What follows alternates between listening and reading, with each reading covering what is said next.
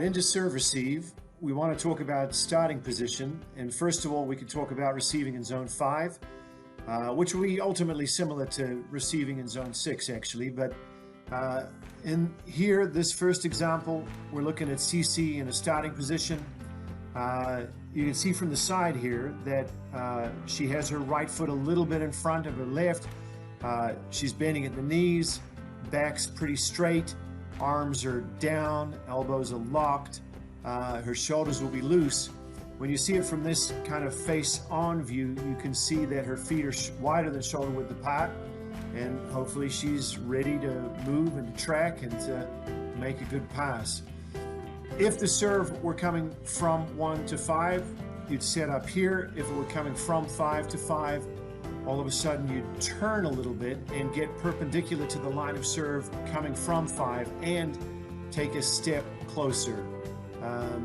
Just because with the angle, the distance would be similar to where she's standing here for this 5-5 serve, but I think it's called the hypotenuse, means that all of a sudden we have to get a little closer here for the same distance to occur.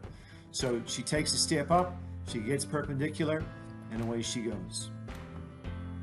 If we were to have CC over in 1, here zone 1 receiving, now the serve coming from 5, looking a little bit similar to how she was when she was over in 5 and the serve was coming from 1. You'll notice here that her left foot now is a little bit more in front, and that's fine. Actually, I like that as a place to start, given that we're going to serve, we're going to pass to zone 2.5, 3.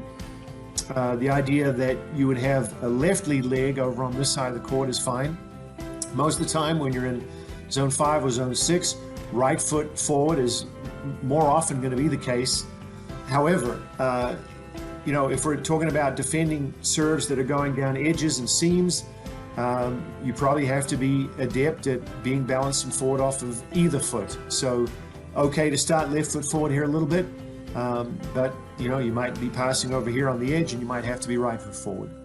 That being said, back to serving 1-to-1. Again, she's gotten maybe a step closer to the net and then turned and become perpendicular in her setup to the line of the serve from zone 1. So that's set up. Now we get to contact. This platform that we're trying to put together with our forearms is this reflective surface, and we want it to be as flat and uniform as possible. To do that, we like to talk to our athletes about getting their wrists and hands together.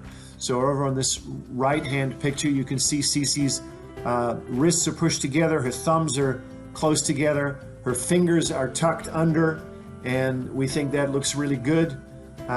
If she were to have a couple of fingers sticking out here, a couple of little antennae or something, that would be fine by us. But this is how it should look. I think there's a tendency for some people to get extra fingers kind of sticking out here. I think that tends to lead to this surface not being as flat and as uniform as it could be. So really making sure that those wrists and hands are together, the thumbs are balanced, all that good stuff is a good place to go.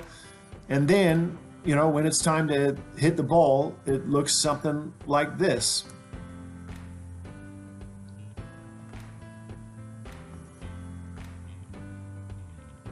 Simple enough. So, when we have to move, because unfortunately not everyone serves it right into your lap every time, when you have to move, we have a couple of things that we want to do. First, if we have to deal with a ball that's going to go short, we like our athletes to run up to get that ball. Just like that. We'll give you another look. Starts in a good balanced position, runs up, right foot forward, good contact.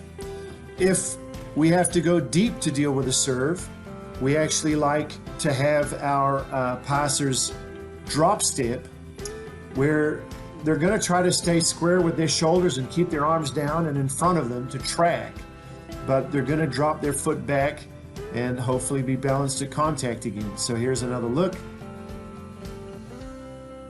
CC drops, stays square, perpendicular to where the serve is coming from, facing it, keeps her shoulders in front of her, and you can see their weight forward at contact. So that's side to side. Oh, excuse me, that's forward and backwards. Now let's have a look at side to side. We want to shuffle when we do that and really working hard to try to establish the lead leg before contact. We understand at times we're going to be moving through contact, but at the moment of contact, it sure would be nice to be balanced and forward and on a lead leg. So here's a look at some.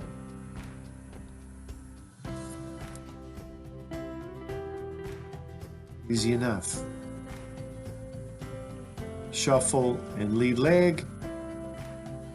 And then the other way was just shuffle and lead leg. Surprisingly simple again.